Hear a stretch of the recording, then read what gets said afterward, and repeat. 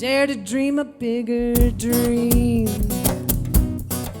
All right. Hello there. My name is Kim Eichhoff, and I am a business coach. And I am doing this series called Dare to Dream, interviewing various entrepreneurs, small business owners, and mostly just to find out more kind of about what makes them tick, why they do what they do, what keeps them going forward in times, not even just like times right now, but just in times in general when things are not always easy, kind of what that passion is to what people do. And today we have the wonderful Cole Schlam. She's one of my most favorite people in the world. Um, and she's going to tell us a little bit more about her business, what she's doing, and we'll go from there and see how this evolves. So introduce yourself and tell everybody about your business and then how long you've been doing it. Great. So my name is Cole, and I am a yoga instructor, and in that a independent contractor through many studios. And so most of the time I'm teaching in studio settings, except for now. And I work to create some different trainings throughout the Denver metro area as well as abroad, including some retreats and things like that as well. So that's one of my businesses. And the other one is called Buffalo and Sparrow. It's a little more specific, and it's a more informed way of teaching yoga to meet more people's needs. Very cool. So how long have you been teaching yoga full time? Full time, I would say about 5 or 6 years. Okay. And what were you doing before that? Did you have another job? Kind of how did you supplement your income? So I have a background in working in nonprofits. So I was doing a lot of admin work and paper pushing for different nonprofits as I've as I've gone through the transition from teaching part-time to full-time. So what was it for you that I guess kind of motivated you to finally just say, you know what, I'm going to do this full time? And then was it scary? And what did you do to kind of work through that if it was? Yeah. So the profit margin, I would say, in teaching yoga is pretty thin. So to find a way to do it full time was definitely a big leap of faith in myself and my skill that I could make it happen. The final edge for me was a little bit of discomfort or challenge in the job that I was holding at the time. I had outgrown the work and was looking for a way to continue to grow.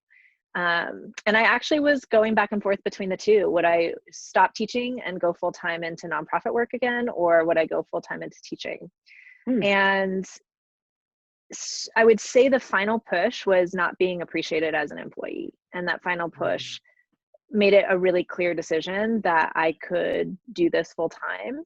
And I would just figure out how. Right. So that that just kind of happened. I was like, the pain of being stagnant of where I was just eventually got to be too great. Gotcha. So I would also say it's like the being spread too thin in two different worlds too, like I just wanted my attention to be in one world so that I could do what I was doing really well. Cool.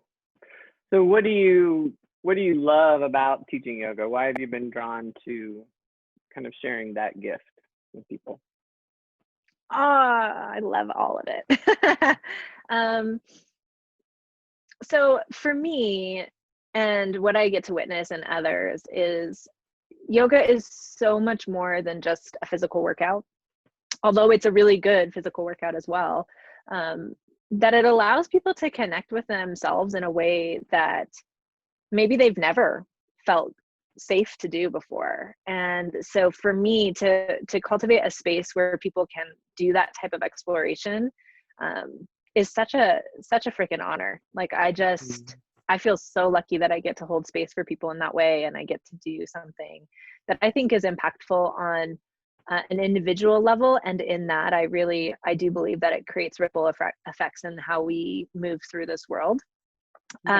So that on the individual side, and then the community. I mean, to watch students start to interact with each other and get to know each other and build relationships that for whatever reason, being in a studio setting or being in a yoga setting allows for a little more depth than we might normally in our business world or in just meeting people on the street.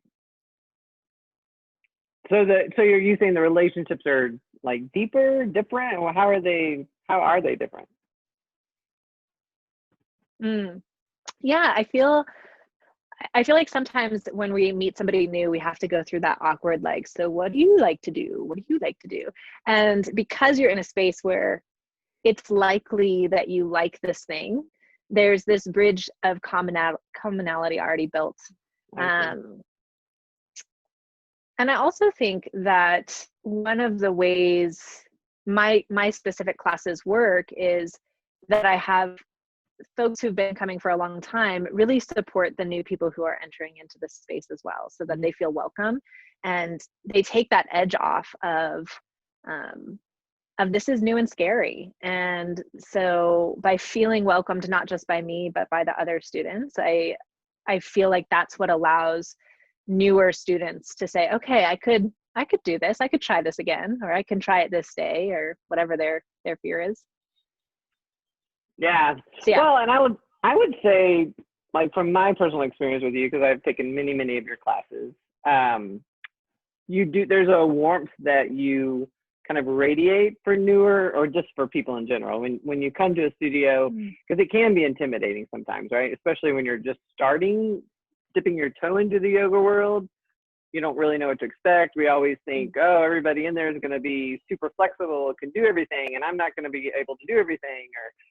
And so coming to a studio where you're able to sort of take those, I don't know, that fear wall down in a way with how you are. And then I think that translates to the types of students probably that are attracted to your classes. So then those people are welcoming. Because I've done a lot of yoga classes, and there's not many classes I've felt that in, if that makes sense, besides yours, which I think is cool. Oh, thank you. I love hearing that. It wasn't really a question, I guess. It was just a statement. No. So it was a personal testimonial, but it's true. So as a yoga teacher, I guess, what I mean, I just told you what I think differentiates you in a lot of ways, but what do you feel differentiates you and your style of teaching, compared to maybe other teachers out there? Yeah.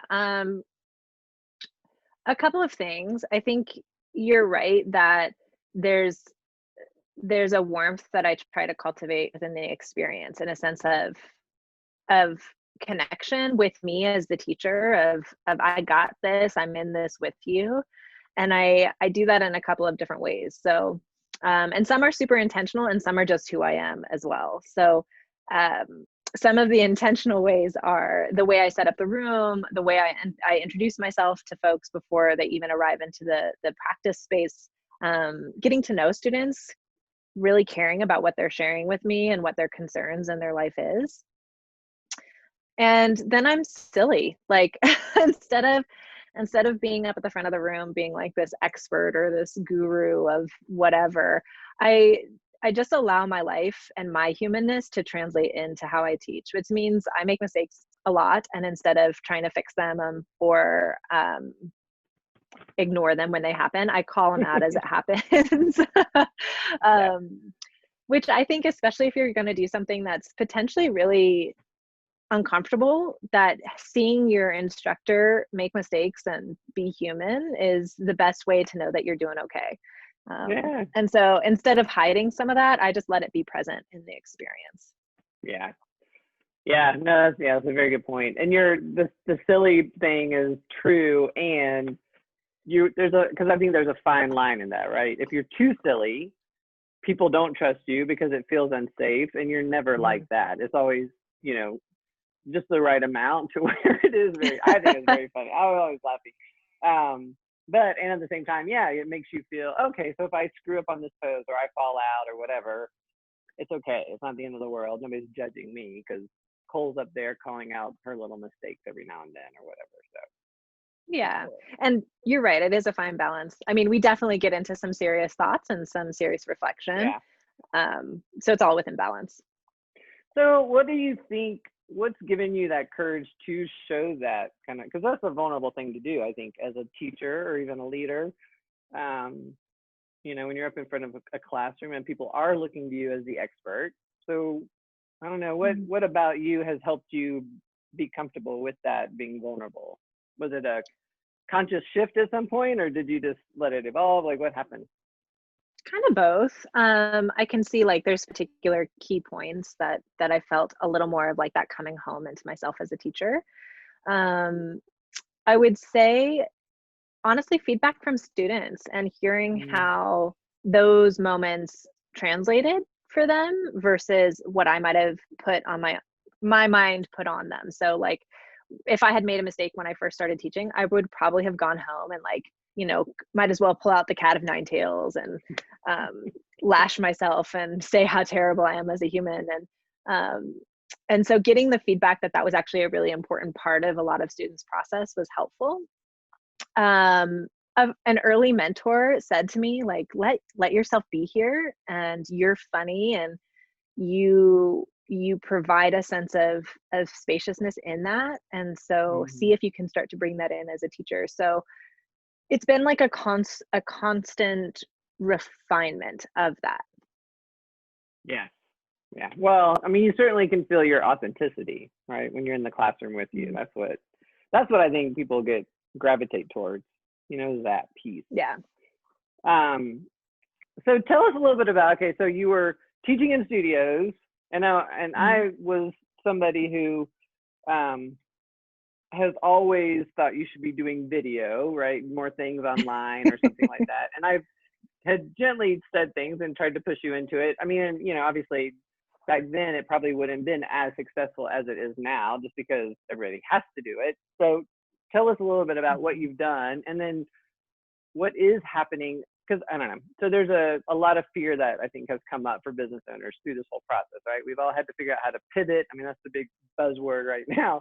What are we going to do to get our product out there, services out there to help people or work with people and to make money? And so, I don't know, can you walk us through that process when the studio shut down and you started seeing what was happening? What happened for you, and how did you make the choice to just jump in? Because you jumped in fast. Like, I think it was the next week, right? You were like, I got this, we're online, we're doing it. And other studios I saw in general took a lot longer to get on board with this, but you did it fast. So tell us about that. Yeah, I got notice about both studios on the same day, and it was a Friday, and I think I had an email out on Sunday for the next week. And thank goodness for Kim. She was my trial for everything. I was like, does this work? Does this work? Good. So there were two parts to it, right? I kind of knew that I had to do it fast. Like, I knew if I got in on the ground running, that would be helpful for a lot of people, and that I would then be able to continue holding that space more successfully. And I knew the yoga world is innovative and it's oversaturated. And so I just kind of knew that I needed to get going as soon as possible. And that served me really, really well. I think a lot of the students who were practicing with me that first week are still practicing with me pretty consistently now. I think a little bit of that same leap was helpful here too, right? So that leap of not needing it to be perfect, and that I was just going to try it out and see how it went. So that same sort of giving myself permission to be human and to mess it up if it didn't work, or if it didn't work, well, at least I tried. And what else did I have to lose at that point? I mean, I was going from all of my sources of income basically telling me that it was done. So, I just did and just tried. And I think in lots of ways I was lucky. And also because the first group of people I reached out to were my loyal students, the ones who have wanted to be involved with me as a teacher for a longer period of time. So it allowed for a little bit of safety that was already built. And especially in a time of uncertainty, that level of safety is, I think, really important for students, that they could practice with anybody. They could practice with some of the biggest names right now for relatively inexpensive classes. And I think there's something to having built the community and the relationships that I have for the last 8 to 9 years of teaching, that they chose to come with me because they know me and they know what they're going to get. Absolutely. When I was on the last class I did, another person was on who I went on a week-long, I guess it was a week-long, right, retreat with you to Spain last year. That seems like a lifetime ago now. I'm like, oh my God.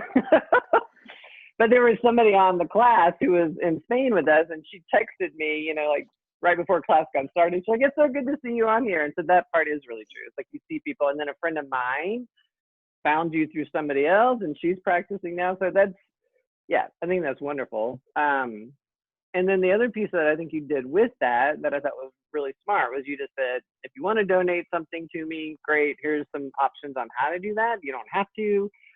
And I know for you, knowing you, your motivation for doing all this was really more, how do I help people through this time, right? Like, it wasn't necessarily, I mean, part of it could have been to make some money, but most of it was, like, because yoga is so needed from a stress management perspective, trauma perspective, right? Yeah. So I mentioned Buffalo and Sparrow, and Buffalo and Sparrow, I said, is a more informed way of teaching. And what I mean by that is that it really takes into account the life experiences that we have that are traumatic. And so what we know about right now is that we are in a global crisis, and a global crisis is a form of global trauma. So I use that information because I've spent time training in that and understanding the brain science of that to say, great, so we're headed into a time where this is important. And what I know about trauma a lot, but what I know specifically in relation to this is that people need the things that are touchstones for them, those places that they can come back to again and again and create some sort of semblance of what normal might be. And so that consistency is really valuable. So I know for me how important my yoga practice is and the consistency of it. And I thought about all of the students who I would see weekly, and I see over 100 students a week, all of a sudden not having access to that really important form of self-care. And so knowing that, I really wanted to make it accessible. And again, knowing that we were going into a global crisis, I knew that different people were going to be able to afford different aspects. And instead of putting a number on that, I wanted people to practice. I want people to continue doing the things that support them. And so if it's getting the money out of the way, let the money come out of the way. Yeah. Well, and I think that's been wonderful. So I'm sure those who can pay you, and then those who can't maybe don't. But yeah, that's great. So it's almost like, and then it's kind of like the community supporting itself again, right? So people who can afford to pay are supporting you, which you're supporting other people, and that's perfect. This makes me tear up actually talking about this. Really interesting. I'm like, I haven't, because I just think it's so needed right now. So thank you. Yeah. And honestly, it feeds me too. It gives me a sense of consistency, right, through this uncertain time. Yeah. So that being said, we're talking about doing these classes online. My experience has been, I used to do probably half of my coaching sessions on Zoom, half of them at home. I mean, half of them in my office, you know, face to face with people. And obviously now I'm doing everything right now on Zoom. I'm noticing for me, and I'm just curious for you how this is affecting you as a teacher, because I'm noticing for me like some sort of Zoom exhaustion, right? Where there's a lot of stuff that I put out, and because I'm not with people physically, I don't feel their energy. It's hard to kind of be replenished in that way. I mean, you can to a certain extent, I think, but yeah, it's just a lot of externalizing my energy. Yeah. And so I found I can't do as many sessions in a day. I have to really cut it back and then do lots of walks in between or outside time or whatever to take breaks. Are you noticing anything? Because I mean, one, your teaching's really changed. You used to walk around, right, and help people one-on-one and stuff when you could, or just walk around and see people more closely. And now you're actually doing the poses so that we know what to do. So yeah, talk a little bit about that, like just the change, how that's affected you. Yeah, I think we're in an interesting time of learning. What do we need to balance what we're experiencing? So for those of us who are still working, I would say anybody who's still working is likely doing a lot more work online.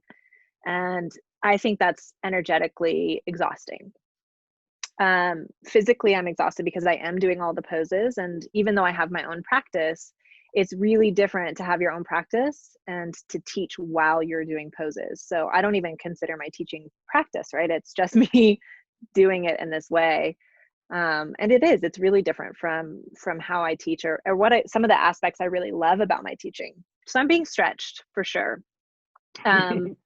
So I think the first few weeks I just like powered through and I was like, I got this. I can figure out how to, be superwoman and hold the world on my shoulders. And I think about week 2, I was like, okay, this is not sustainable for me. And so like you, I found what gives me that sense of coming back home to myself in a way that allows me to keep the output, right? So everything is like, we need some sort of exchange to keep going in some way. So for me, it's been going on walks. I think that's probably my most consistent practice. Having about an hour at least every day off of all devices, including phones or Zoom calls with friends. Like, as much as it's great, it's exhausting in a different way. And so really just giving myself permission, for me as an introvert, to have time by myself. Yeah, for sure. So one of the questions that I've been asking a lot of people is the question of, I'm a big believer that having our own businesses push all of our buttons, right? It brings all of our stuff up in different ways, whatever that is. So one, my question is, do you agree with that statement? Because you don't have to. And then 2, if so, what kind of personal things have you learned about yourself being an entrepreneur, growing your business? And then how has that awareness helped you in growing your business? Man, yes, I totally agree. I figured. I think, and you probably know this from working with me both as a yoga teacher, but then also as my business coach for a while, was self-worth. Like, to really believe that I can be a successful business owner is still a process, and I don't know if that'll ever like completely go away. And part of me is glad about that, because I believe that humility allows me to continue to be in a growth mindset. Whereas if all of a sudden I'm like, nah, I got this, like 100%, I'm gonna fall off a cliff and not know where I'm going. Yeah. Yeah. So I think really acknowledging some of those tender parts and those deep-seated personal stuff that we don't like to look at, we get to look at. How do I manage that? I mean, it's yoga, right? So for me, it's just an extension of my practice. It's being with the uncomfortable and deciding, is this the type of discomfort that is worth being with and sitting with and shift with it and grow with it? Or is it a type of discomfort that is not worth it and that you need to move away from? And so it's a constant navigation of that. Like, is this the right battle? Is this the right conversation really to be having? Or is it this one over here? Or is it this one over here? Right. Yeah. Okay. Well, and you mentioned something earlier about jumping into the online thing and getting past kind of this perfectionism idea, right? Where, so it's almost like, because I think that was sort of what might have been holding you back from doing it before that, right? You're like, I want to do it perfectly if I'm going to do this, but then all of a sudden, for whatever reason, that didn't seem as important anymore. Is that true? Right. Yeah. 100%. I still think that, like, now I'm actually at the point where I'm like, I could even do pre-recorded, not just live stream. And so this has been a really important growth point for me of teaching virtually, to the point where I can actually see potential in other ways that before were too overwhelming and not worth it. Whereas now it's like, this is kind of the future of my industry. And it's in some ways going to go back to what it was. And in some ways it's not, and how, we don't know yet. But I know that this online thing, it's staying. So now I have these skill sets that have been growing and getting a little bit easier each day. And I get to then translate that into other forms. Yeah, absolutely. That's cool. I like it.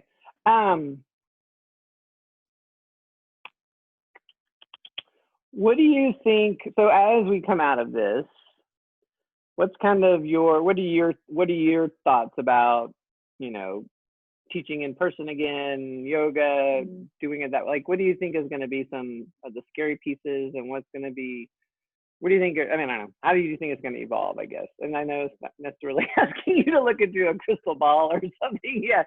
But I'm always curious how people see their industry, right? Like, how is this going to change things? And you kind of alluded to that, but what do you think about that? Well, I love me some yoga, and I love the feeling of being in a yoga studio for sure. And I have felt reservations about going back and teaching in person right away. I think when they first announced that gyms were going to be able to open as of May 1st, I was going through an existential crisis of, I'm not ready to be around that many people, because the rooms that I teach in can fit 30, a couple of them up to 70, not that they get that full, and that just gave me like a pretty high level of anxiety right away. So I'm guessing if I feel that as a teacher, most of my students are going to be feeling that as well. So when I think about that, I think it's too soon for my industry to come back in person at the way that it was. And I think that it's going to be a slow, gradual, incremental change back into studio settings. I don't think we're going to see studios that pack the room from one corner to the other like we used to. I mean, if you could imagine the length of a mat, there are some studios who have it marked out perfectly so that you have like 3 inches between you and every other mat. And that's just not going to be possible anymore. I don't think people are going to respond well to that for years, if at all, anymore. And so using space differently, which also like that trickles to every aspect of the industry. From most studios pay per head. So not all, and I know that's starting to change within the industry. That change is going to be pushed. There's no way that us as yoga teachers can continue to provide for ourselves on that model if we can no longer fit multiple people like that in the room. And so we're going to see a huge shift on what studio practice looks like, how teachers are paid, and how we move through business as usual. With that provides a lot of discomfort, I think, for the industry. I think we're going to see some studios survive through this and some not. And that's going to be really hard for a lot of folks who've built community throughout the Denver and, let's be honest, the whole world. So yeah, it's going to be weird.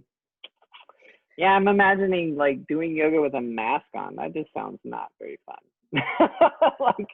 Yeah, even as it's getting warmer out, I have a cloth mask, and I'm noticing how hot I'm getting wearing my mask while I'm outside walking. And studios are usually kept a tiny bit warmer than our probably comfort zone for the body to stay warm.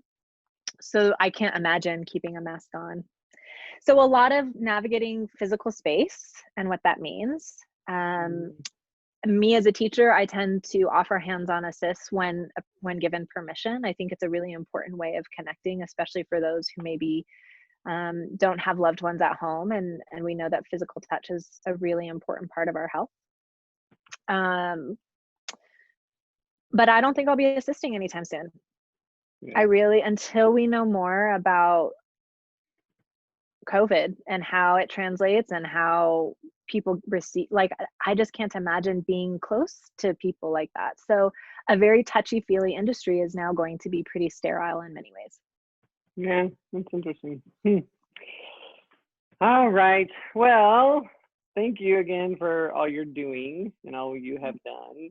Would you like to tell people how, if they're interested in maybe trying one of your Zoom classes, how they could do that? Yeah, absolutely. So one of my studios is still running strong with their classes, so you can join me at Samadhi. I have one class a week there. So most of my schedule is me running them separately through the name Buffalo and Sparrow. So myself and Rachel Stroud, my business partner for that more informed style yoga, got all of our classes up online. You can just go to the website. Like most yoga studios, you can sign up right there, fill out a waiver, come on into a class. We offer classes 6 of the 7 days a week. So is it buffaloandsparrow.com, like spelled out? Yeah. Okay. Yep.